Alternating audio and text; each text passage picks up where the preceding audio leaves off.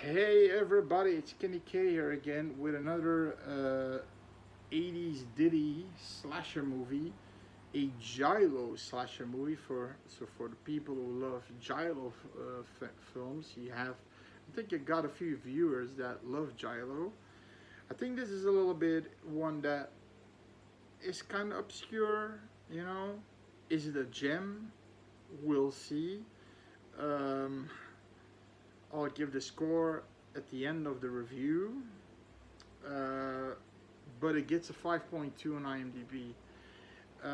Before I go any further, please like the video if you like it. Comment if you comment something fun, something doesn't matter about the movie. If you want a movie review, whatever, and subscribe because it's free.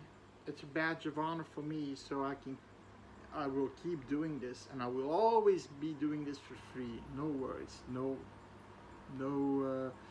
catches,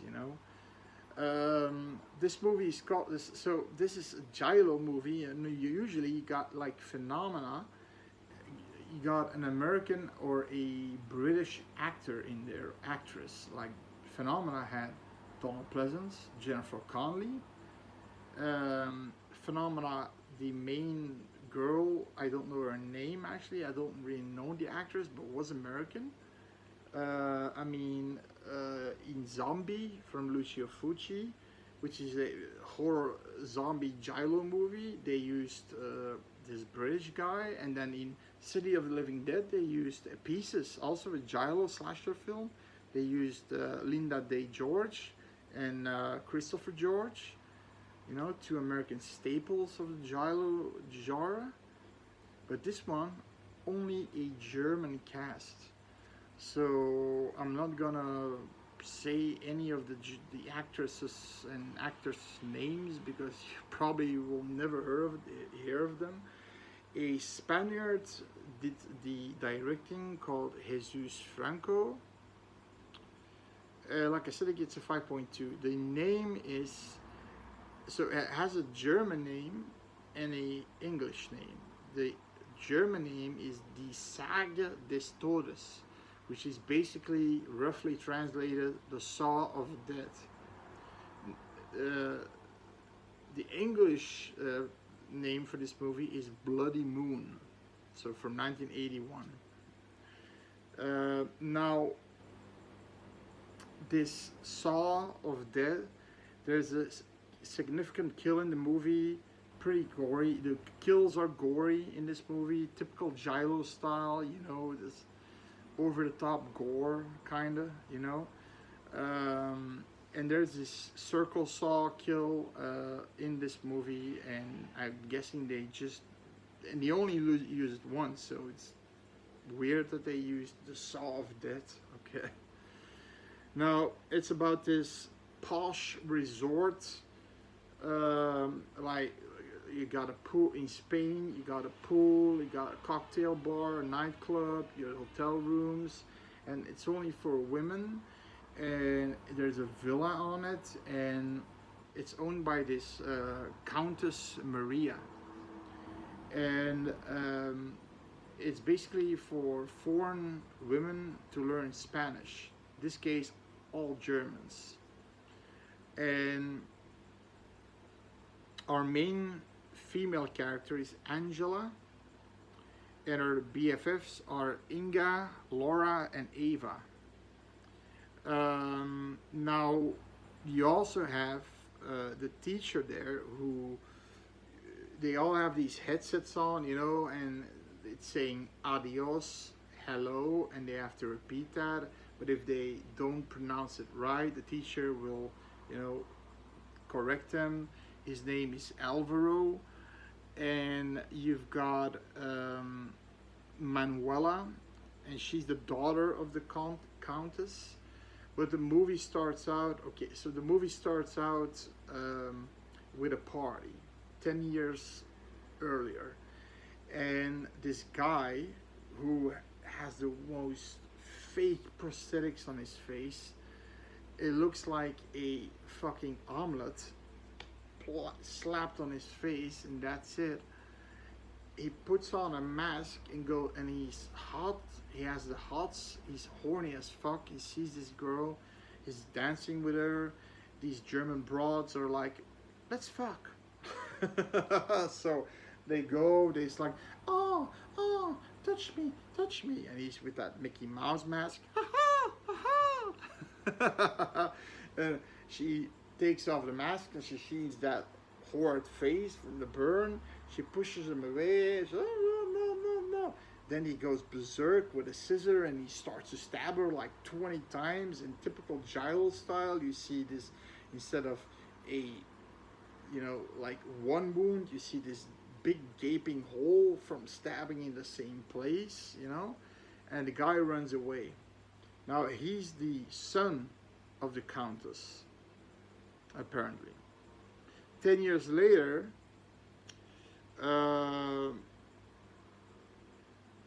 Manuela, her boyfriend Alvaro, and then Miguel, they go to the countess and they are gonna ask for their inheritance, and she does not want to give anything of her resort or villa, her pesetas. Back then Spain had pesetas instead of euros, not dollars, not euros, pesetas. And she said, you're not gonna get a thing. And then eventually, you know, like Alvaro is saying, you should take so hard on her, she's out for money, she's a snake. Eventually somebody kills her, burns her alive, and we don't know who. It's a whodunit, right? Then the lessons start. Now you constantly see this Miguel guy, you know, with his fucking burnt face. You see, I mean, he's burned or whatever.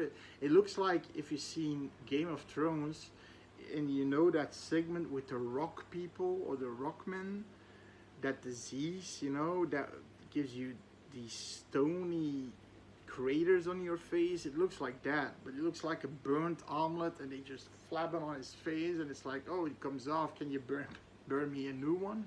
I mean, it's really bad prosthetics, really bad prosthetic effects.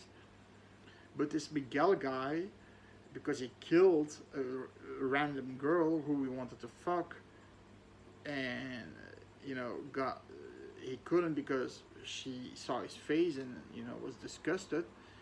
He apparently is running around this resort because he's also family of the countess, and he comes in the bedroom of Manuela and he's in love with Manuela, and apparently they have been fucking for a long time. She's wearing this see-through thing, so you see tits, vagina, everything, and he's like almost wanting to fuck her, but then he hears something, and then she says it's probably Maria, and he's like, okay, and she says, no, we can't do this anymore, Miguel. What about the people will think about us? And Miguel is thinking, like, you see the question mark on his head. Okay, I'm gonna kill everybody for you because I love you so much. Although she has a boyfriend called Alvaro, he doesn't mind. I mean, Alvaro doesn't know, I guess, or he does know. So they're making him up to be the killer, and he is a killer because he killed somebody, but he's not the killer. That's what I can already tell you, because every time something happens, they see his face. Floop. They see his face. So first kill, it takes a while. They try to, there's also this gardener, bald-headed gardener, who's like with this, not scissors, but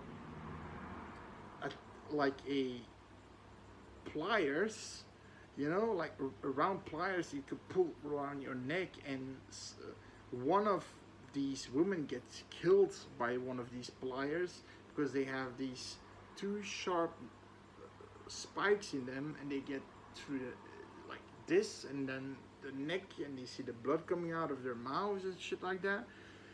But one of these BFFs of Angela but Angela is being targeted so hard.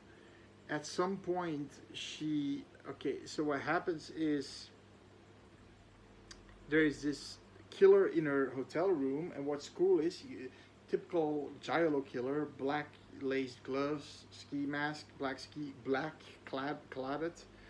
He comes with his knife, and you see that going towards her, and then he gets interrupted by one of her friends, and I think Ava, and what happens is she's asking for a sweater because she can go on a fisher boat with a few guys to fuck around with, but it's cold, right? So okay, she's giving her a sweater. This okay, and then she goes. So she's standing here, Angela, and she goes. She's standing here, just around the corner in the mirror. She takes her top off. You see some boob action, and then the killer is standing in the corner, and he goes to her and he stabs her through the back, through the chest, through the boob, through the nipple. The blade goes through. Only in giallo kills you'll see those kind of kills, and he has the balls. He has big balls. I mean, she's standing behind, just behind.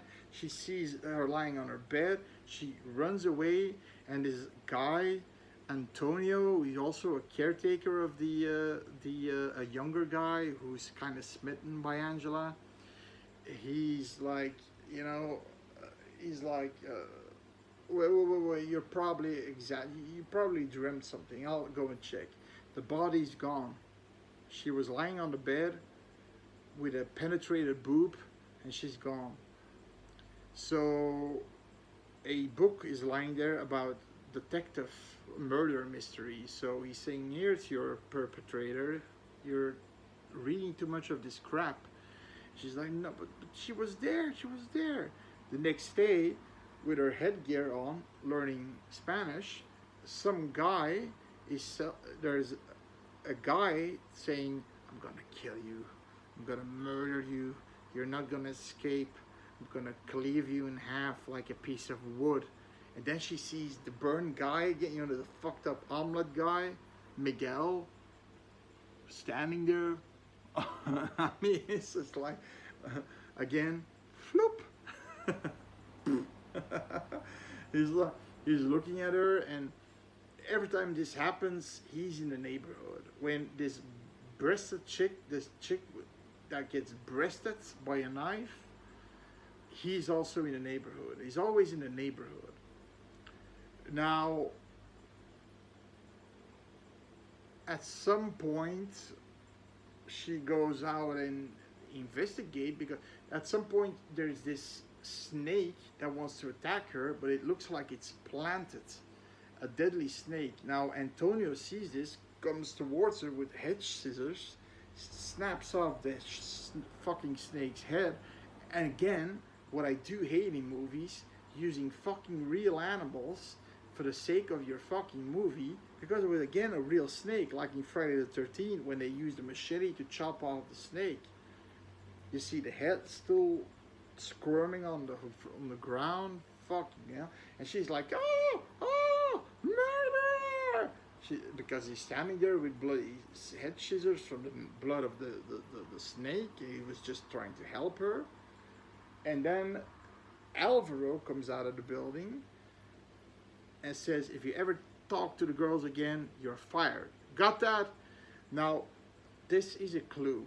This is a clue. A whodunit clue, because he was in the building and the snake came from that building, and he's angry at him because he saved her life.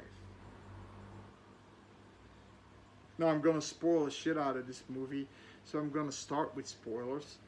Now this movie, the score, right? For Giallo fans, I'm gonna give it a 5. For me personally, as a slasher movie, I'm gonna give it a 4.5. Why? Is because they're trying to build up tension, but it didn't. It took a long time. So it took a long time before we get the boob kill, and then it takes a really long time for the next kill, and that's the saw kill, the circle saw kill. And I don't know, man. And the tension, like with the snake and the. Okay, what I liked with the guy on the headphones is saying that the killer's through the headphones trying to, you know, threaten her. That was okay. It's hard for me to give it a 5 because I sort of got bored at moments because there was too much just oh no like this going and then talking like it. And some of the dubbing wasn't also good, you know. Some of the dubbing, like, you got this guy, this bald guy. Yes, I'm gonna. I mean, you know, dubbing with these. A lot of giallo movies, like Lucio Fucci's Bava Argento's, they do it right. They use a good voice for that looks to be a voice of that person that fits that person. Here they kind of miss the ball with a few people. Angela is okay, you know. Miguel, you know, the burned omelet guy face, he's okay. But okay, so I think this one is for the giallo fans, and if you're a slasher fan, you know, 4.5 is always. Give it a try. You may be bored at moments in the movie, but the kills, the most of the kills happen at the end of the movie, and it's mostly the BFFs of Angela who get killed. So you don't have a lot of kills too. About in the beginning, the chick with the scissors, then the boob kill. Then the saw kill, yeah, and then you've got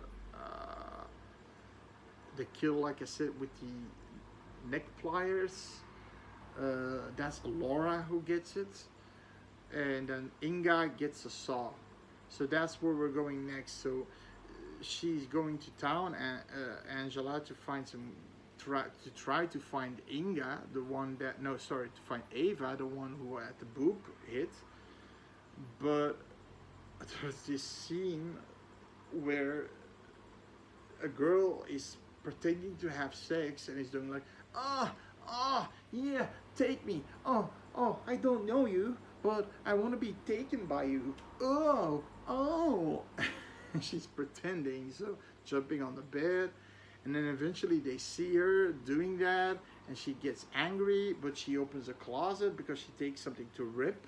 You know, the ripping sound. Oh, to rip my clothes, you know. And the body of Ava is in her closet. She doesn't see that, in plastic. Now, why this was included, this girl doesn't get killed. This was just a random person who was pretending to have sex. Maybe some comedic relief, I guess. But then, like I said, Angela is on the harbor looking, because she was supposed to go, Ava was supposed to go to a boat, so she was looking into the harbor. You see this blonde young lady and this and that. And she sees Inga in this Rolls Royce, right? And she yells, Inga, Inga, Inga, but she's next to the killer. So she doesn't hear her, and the killer just drives away, and a boy is there, the same boy that tried to sell something to Angela, and a few flowers, and she gave him a cute boy, and then he says, what they're doing here is in this abandoned woodworking shop, you know, where you have the circle saw. And then she's like, oh, I'm game for everything. Oh yeah, let's do it.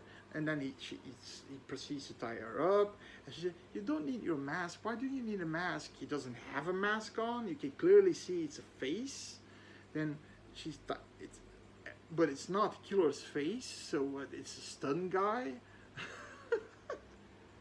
You can clearly see it's not the killer's face, not the actor who plays the killer, and tying tying her up. And she, oh, but I'm game for everything. You don't need to tie me up like that. Oh, oh, oh, oh. And then he puts on the circle blade, the circle saw. Now the kid tries to help her, puts the handle on off, but the killer, rushes him away, puts it back on. She gets decapitated by the saw, and you see the head falling on the ground. It's pretty graphic, again, gyrographic. And then something that's fucked up. The kid is running away. This valiant kid, and he gets just fucked over by the Rolls Royce. He just drives over him until he's dead, and then he just drives away. So this killer is a piece of shit. No honor, no MO, nothing. Just kill everything he sees. Now you see Manuela with, he says it's with somebody in a wheelchair. Now you think, okay, is that family from the Countess? Maybe? Because everybody thinks Maria is still alive, the Countess. Now, at this point,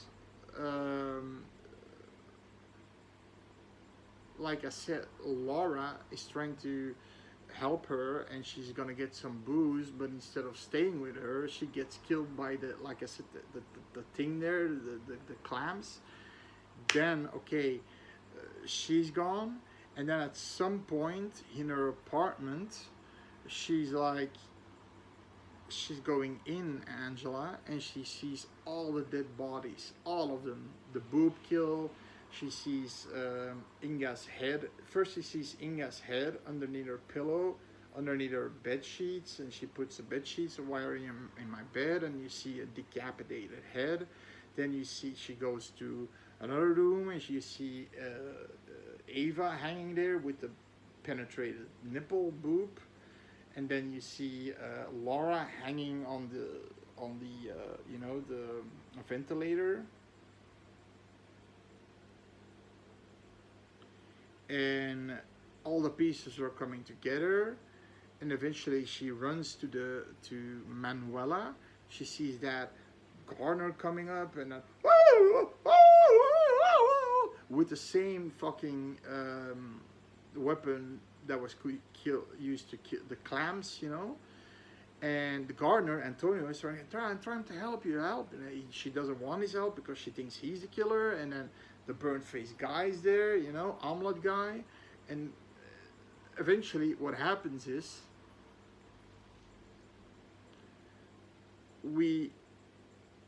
Angela gets attacked by the killer in her hotel room.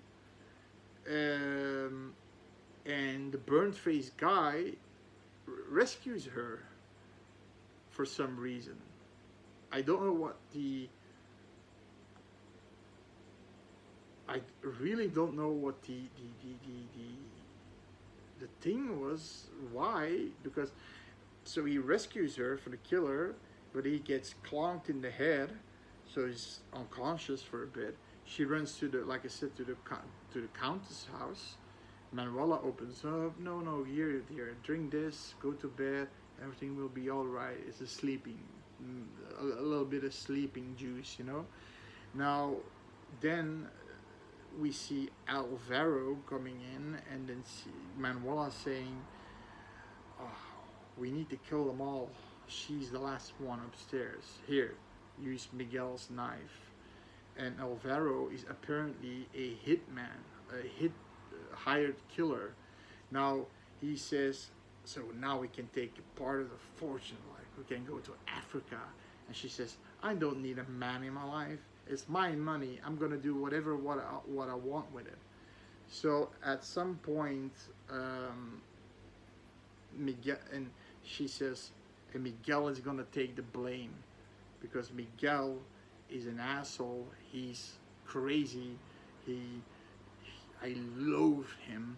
And Miguel hears this with a bloody head, Then he goes to Angela's room, but Angela finds the countess there, and the countess is just burned up. It's you were constantly driving her around, pretending she's, you know, slapping a wig on her, but she was burned. She wasn't like the aunt or something. Somebody said it's the aunt of Maria. No, it's Maria, but the countess. But she's just dressed up a little bit, and you know, to keep you know what I mean. But they need to kill. But there are a lot more students, so I don't understand why they needed to kill those those three BFFs from Angela and Angela, because why? She didn't see anything. There were like 10, 20 students more in that. I don't understand. I really don't. And then Miguel comes in with his bloody face and he's going to Angela. Oh, I've been in love with you for years. For years. I've been in love for you for years. Oh, please, I've been in love for years. And he wants to rape her. And I'm thinking, what the fuck? And she puts a needle right through his fucking neck. And then, meantime, the killer is angry at Manuela and wants to kill her because he feels he's fucked up and he wants the money now. And now, at some point, Angela comes downstairs and the killer is trying to kill Angela.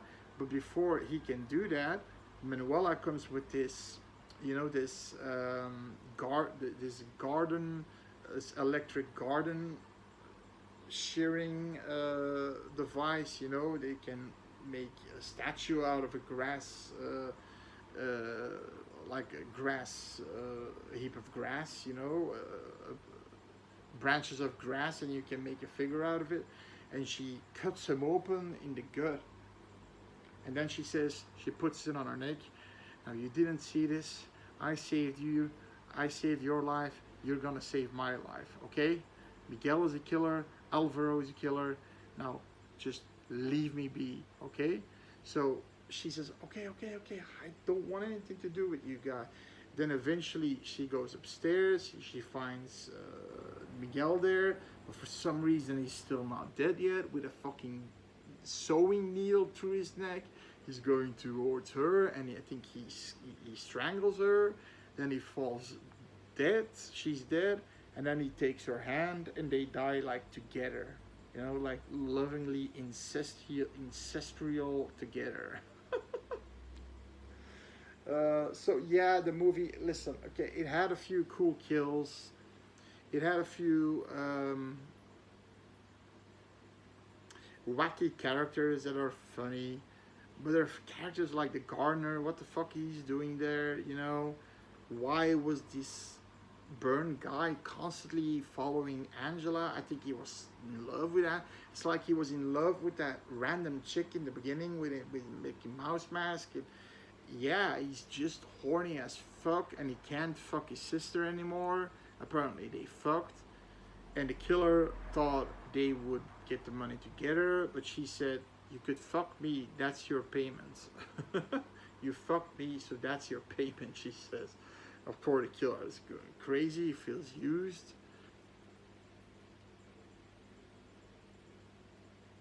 And Alvaro was kind of obvious with the snake, you know, when he's then, oh yeah, it's probably him.